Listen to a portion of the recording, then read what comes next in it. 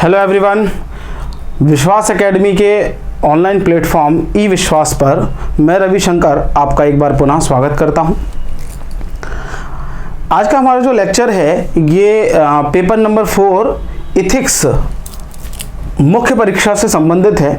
आप किसी भी स्टेट की तैयारी कर रहे हो, किसी भी स्टेट पीसीएस की तैयारी कर रहे हो या आप यूपीएससी की तैयारी कर रहे हो, एक पेपर जो है वो इसमें आपको जरूर पढ़ना होता है, जो है इथिक्स, है ना।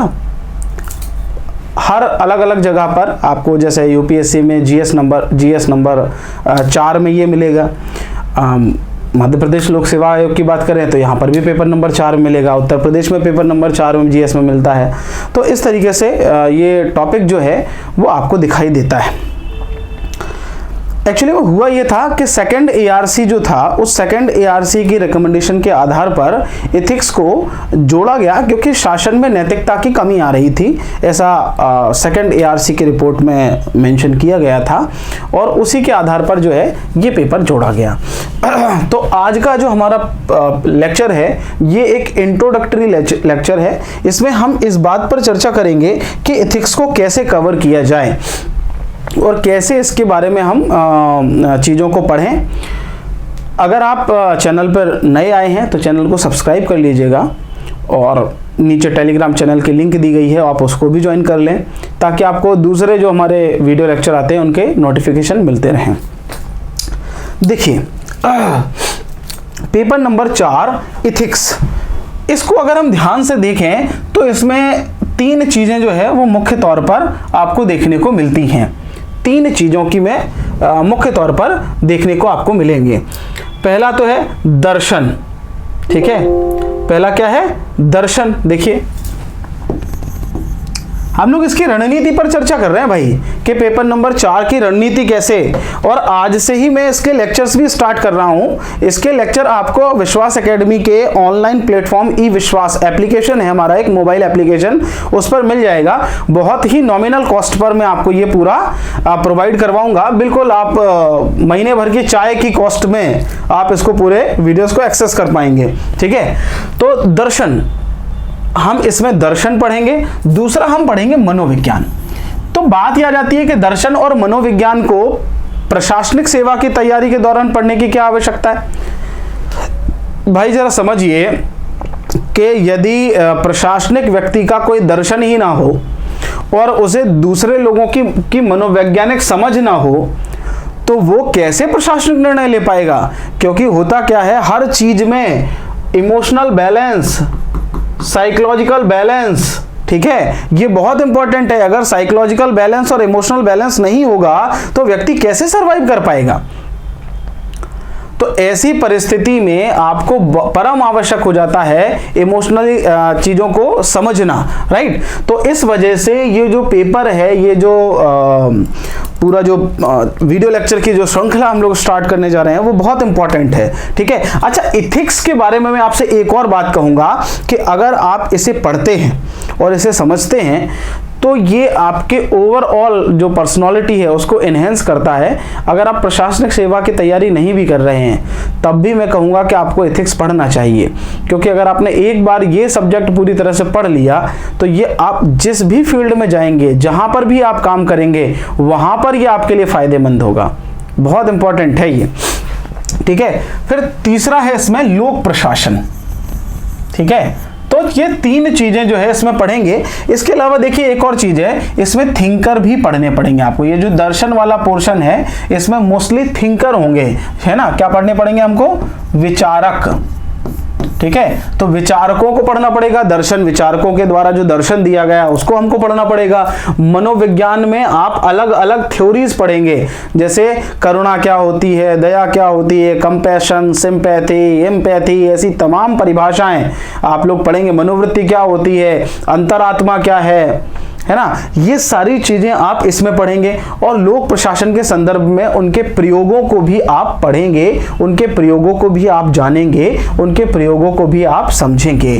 तो ये ओवरऑल हमारा ये टॉपिक रहेगा। अब हम देखते हैं आगे। देखिए हमने ओवरऑल चर्चा कर ली कि कौन कौन सी चीजें हम लोग पढ़ेंगे, है ना। तो इसी संदर्भ में यहाँ पर भी हम लोग कुछ चीजों की चर्चा करते हैं। देखिए और क्या क्या चीजें रहेंगी इसमें।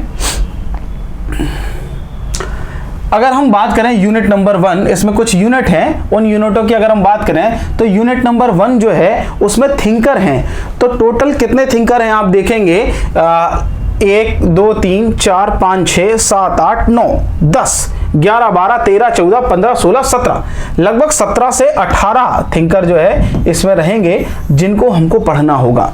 ये जो लिस्ट है, इस लिस्ट के तो सारे थिंकर पढ़ाऊंगा ही, एक आध और एक्स्ट्रा थिंकर भी मैं आपको पढ़ाऊंगा, क्योंकि आप देखेंगे पॉलिटिकल साइंस में भी थिंकर दिए गए हैं, तो वो भी मुझे ही पढ़ाने रहेंगे, तो वो चीजें भी मैं आपको कवर करवाऊंगा। एक एक थिंकर के ऊपर आपको मैं वीडियो बना करके आपको समझाऊंगा, ठीक है। सुकरात हैं, प्लेटो, अरस्तु, महावीर स्वामी, बुद्ध, आचार्य शंकर, चारवाक, गुरु नानक, कबीर और तुलसीदास, ये थिंकर है। अब जो पूरा थिंकर वाला कॉलम है बेसिकली ये 2 पार्ट में डिवाइडेड है। एक है इंडियन थिंकर, ठीक है, और एक है वेस्टर्न थिंकर, ठीक है। विदेशी विचारक और देशी विचारक, जो भारतीय विचारक हैं उनको भी हम लोग पढ़ेंगे और जो वेस्टर्न विचारक हैं उनको भी हम पढ़ेंगे। देखिए रविंद्रनाथ टैगोर के बारे में भी, उनकी विचारधारा क्या है उसके बारे में हम पढ़ेंगे। राजा राम मोहन रॉय, सावित्रीबाई फुले, स्वामी दयानंद सरस्वती, स्वामी विवेकानंद, महावीर, अरविंद, सर्वपल्ली राधाकृष्णन। अब यहाँ पे मैं एक चीज और स्पष्ट करना चाहूंगा कि जब हम थिंकर को पढ़ते हैं तो हमको थिंकर को पढ़ते समय क्या क्या चीजें याद रखनी है। जब भी हम किसी विचारक को पढ़ें, ठीक है, विचारक को अगर हम किसी को पढ़ रहे हैं तो विचारक को पढ़ते समय आपको कुछ चीजों को ध्यान में रखना है। एक तो आपको सामान्य परिचय पढ़ना है,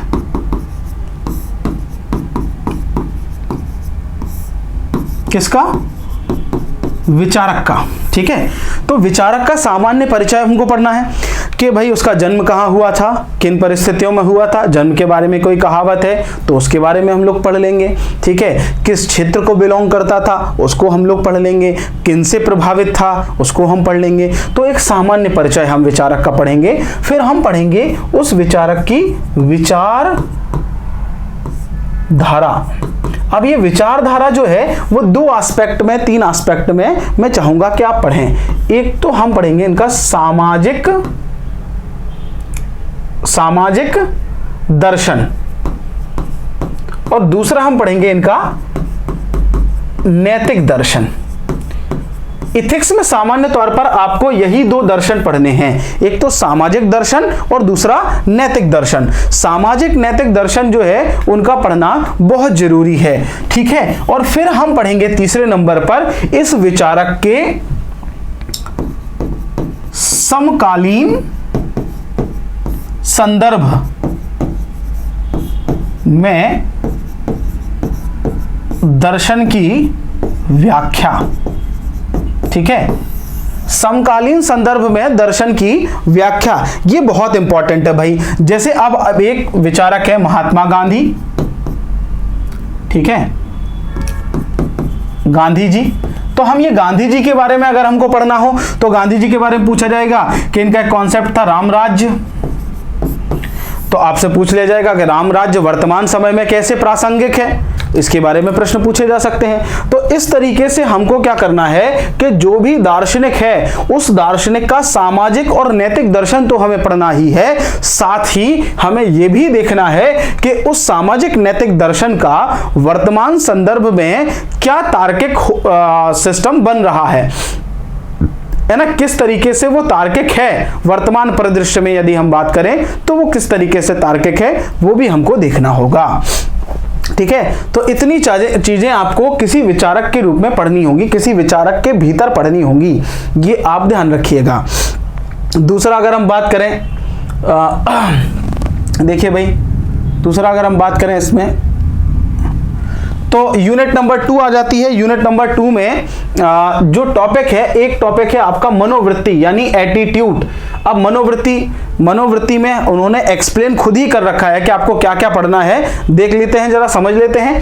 पहली चीज क्या पढ़ना है, कंटेंट यानी विषय वस्तु, विषय वस्तु यानी कंटेंट मतलब मनोवृत्ति है क्या, क्या है मनोवृत्ति जो है वो है क्या आखिर, ठीक है, मनोवृत्ति क्या है ये हमको पढ़ना है, ठीक है। इसके तत्व कौन कौन से हैं ये हमको पढ़ने हैं, ठीक है, माफ कीजिएगा जरा, इसके तत्व कौन कौन से हैं हमको ये पढ़ना है, इसके प्रकार कितने हैं, है ना, function and formation of attitude किस तरीके से ये बनता है, ठीक है, मनोवृत्ति का निर्माण कैसे होता है, मनोवृत्ति में परिवर्तन कैसे होता है, प्रबोध संप्रेषण यानी परसुएसिव कम्युनिकेशन ये किस तरीके से कार्य करती है, हम इसके बारे में पढ़ेंगे। अच्छा, ये सारे विषय जितने हैं इनको बहुत डिटेल में मैं पढ़ाऊंगा आपको, बहुत डिटेल में, ठीक है। आज मैं आपको सिलेबस से परिचित करवा रहा हूं, ये हमारा इंट्रोडक्टरी वीडियो है, कल से लेक्चर से स्टार्ट हो जाएंगे, ठीक है। प्रतिदिन इसमें जो हमारा कोर्स है इसमें 1 या 2 लेक्चर प्रतिदिन जो है वो आपको अपडेटेड रूप में मिलेंगे, ठीक है। पूर्वाग्रह क्या होता है, विभेद क्या होता है। अच्छा देखिए, एक और बात है कि ये इथिक्स का कोर्स बन चुका है और जब तक ये चल रहा है तब तक मात्र 500 रुपए में आपको ये पूरा का पूरा इथिक्स का कोर्स मिलेगा, मात्र 500 रुपीज में कंप्लीट इथिक्स में आपको करवाऊंगा, सिर्फ और सिर्फ 500। इसके बाद इसका रेट जो है वो 1000 रुपए हो जाएगा, कितना हो जाएगा, 1000 रुपए। इसलिए आप ध्यान दें कि मात्र 500 रुपए में यदि आपको कंप्लीट इथिक्स चाहिए है तो आप एप्लीकेशन को ज्वाइन कर लें और उस पे एक कोर्स आपको मिलेगा इथिक्स का, मेरा नाम लिखा होगा उस पे, इथिक्स आप डालेंगे, अभी 1000 रुपए का कोर्स है, ये आपको मात्र 500 रुपए में मिल जाएगा। 10 दिन का ऑफर है ये, 10 डेज है ना, 10 डेज ऑफर है, तो 10 डेज में अगर आप इसको कर लेते हैं, है ना, बेसिकली आप इसको सब्सक्राइब कर लेते हैं तो आपको ये लेक्चर आपको मिलने स्टार्ट हो जाएंगे और प्रतिदिन इसमें 1 या 2 लेक्चर जो है वो अपडेट होते रहेंगे। तो इसलिए आप इसको जा करके फौरन ज्वाइन कर लें, फौरन जो है आप इसको ज्वाइन कर लें, ठीक है। तो भारतीय संदर्भ में रूढ़िवादिता क्या होती है ये इसमें पूछा जाएगा, ठीक है, ये चीज भी आप ध्यान रखिएगा।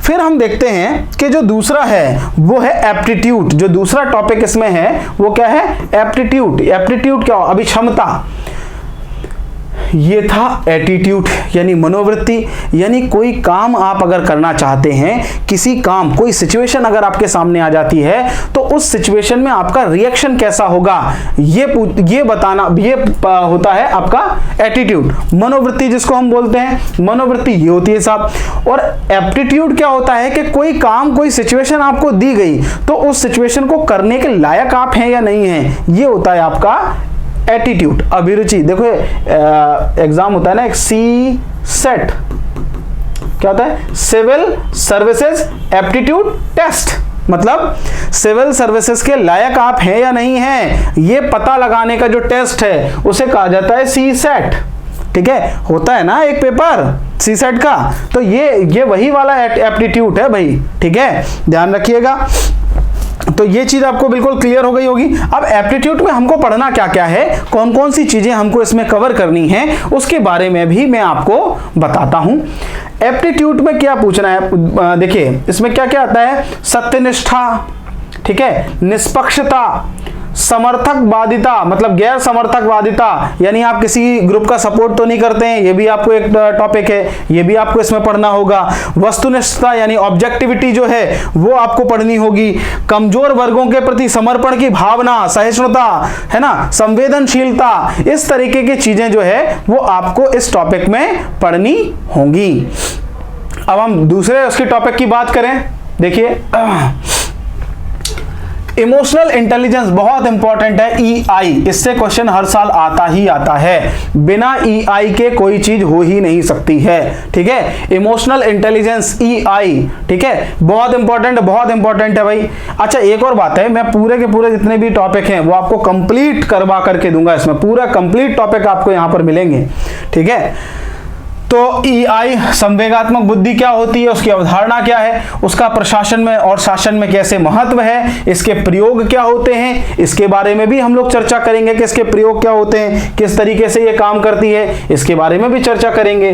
फिर यूनिट 3 आ जाएगी, यूनिट 3 में ह्यूमन नीड्स एंड मोटिवेशन, ठीक है, ethics and values, ethics and values in public administration, यानी प्रशासन में एथिक्स और मूल्यों का क्या महत्व है, इस पर भी हम लोग चर्चा करेंगे। हालांकि मैं इसको बीच बीच में ही कवर करवाते हुए चलूंगा। जो भी अवधारणा मैं आपको पढ़ाऊंगा उस अवधारणा के साथ साथ में ही मैं आपको यह भी बता दूंगा कि इस अवधारणा का क्या महत्व है, ये अवधारणा किस तरीके से महत्वपूर्ण है, वो भी मैं आपको इसके साथ में ही बताते हुए चलूंगा। तो इसलिए आप इसमें बिल्कुल भी टेंशन ना लें, ठीक है।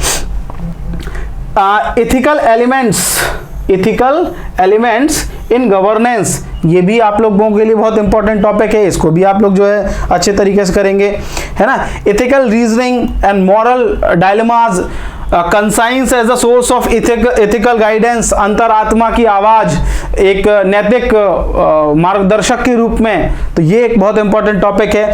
तो इस तरीके से ये यूनिट नंबर 3 जो है वो बहुत इंपॉर्टेंट हो जाती है आपके ओवरऑल परफॉर्मेंस के लिए। फिर एक टॉपिक ऐसा है जो बहुत इंपॉर्टेंट टॉपिक है, भ्रष्टाचार, करप्शन, है ना। ये करप्शन टॉपिक जो है ये भी बहुत इंपॉर्टेंट है। इसमें भ्रष्टाचार के प्रकार, कितने टाइप का करप्शन होता है, इसके कारण क्या है, भ्रष्टाचार को कम करने के उपाय, ठीक है, उनको हम लोग पढ़ेंगे।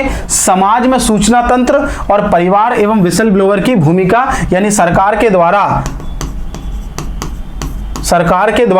क्या क्या प्रयास किए जा रहे हैं इसको खत्म करने के लिए, उनके बारे में भी हम लोग पढ़ेंगे, ठीक है। तो ये मैंने आपको एक ओवरव्यू दिया है सिलेबस का। इसके बाद केस स्टडी आ जाती है, तो केस स्टडी को हम लोग पढ़ेंगे, तो वो भी बहुत इंपॉर्टेंट हो जाती है ना। इसके बाद आखिरी में आ जाता है केस स्टडी। तो मैंने अभी आपसे जो बात की है उस बात का मैं पूरा मतलब निकालूं तो 3 चीजें जो है वो इथिक्स में हमको पढ़नी है। एक तो हमको पढ़ने हैं दार्शनिक, कौन पढ़ने हैं, फिलोसोफर, ठीक है।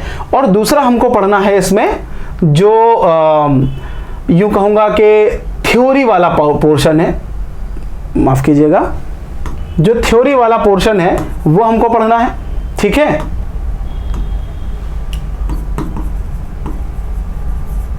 थ्योरी वाला पोर्शन जो है वो हमको पढ़ना है। और तीसरे नंबर पे हमको पढ़ना है इसमें केस स्टडी, ठीक है। तीसरे नंबर पर हमको क्या पढ़ना है, केस स्टडी। अब अगर हम लोग बात करें तो पूरा का पूरा जो ये है ये लगभग 200 अंक का है। मैं मध्य प्रदेश लोक सेवा आयोग के संदर्भ में बात कर रहा हूँ। यूपीएससी के लिए, उत्तर प्रदेश स्टेट पीएससी के लिए या अन्य किसी एग्जाम्स के लिए अगर आप इसको पढ़ रहे हैं तो उनके संदर्भ में हो सकता है इसका डिवीजन जो है वो अलग अलग हो, परंतु सिलेबस सभी का लगभग एक सा है, इसलिए आप उसको पढ़ सकते हैं। 200 अंक का है, ठीक है। मैं आपको कंप्लीट इसके नोट्स भी दूंगा और आपको पढ़ाऊंगा भी पूरा, ठीक है। दार्शनिक हमको पढ़ने हैं, थ्योरी फिर हमको पढ़नी है और केस स्टडी हमको पढ़नी है। तो लगभग 65 अंक यानी 30% के आसपास अंक जो है वो आपको केस स्टडी से मिलते हैं। मैं केस स्टडी सॉल्व करना भी आपको बताऊंगा कि कैसे सॉल्व करना है, उसके बारे में भी मैं आपको बताऊंगा, ठीक है। और बाकी जो 70% अंक हैं वो आपके आते हैं थ्योरी से और थिंकर से। तो आप 35% के आसपास इनको डिवाइड कर सकते हैं। तो हम लोग कल से जो शुरुआत करेंगे वो शुरुआत होगी आपकी थ्योरी से। हम सबसे पहले थ्योरी को पढ़ेंगे क्योंकि थ्योरी के आधार पर ही आपकी केस स्टडी भी सॉल्व होगी और थ्योरी के आधार पर ही आप समझ पाएंगे कि आपसे दार्शनिक क्या बात कहना चाह रहे हैं। तो सबसे पहले इसका जो की पॉइंट है वो है थ्योरी, ठीक है। थ्योरी जब आपकी कवर हो जाएगी तो उसके बाद आप दार्शनिक को भी ढंग से समझ पाएंगे और आप जो केस स्टडी वाला पोर्शन है उसको भी आप बेहतर तरीके से समझ पाएंगे। तो उम्मीद करता हूं कि आपको वीडियो अच्छा लगा होगा। अगर अच्छा लगा हो तो कमेंट करके जरूर बताएं। धन्यवाद। जय हिंद, जय भारत। कल हम मिलते हैं नए वीडियो लेक्चर के साथ इसी टॉपिक पर।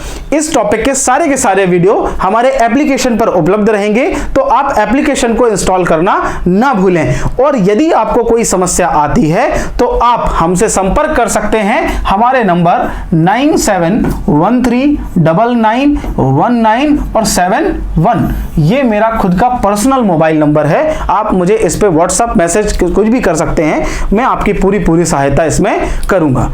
ठीक है, जय हिंद, जय भारत।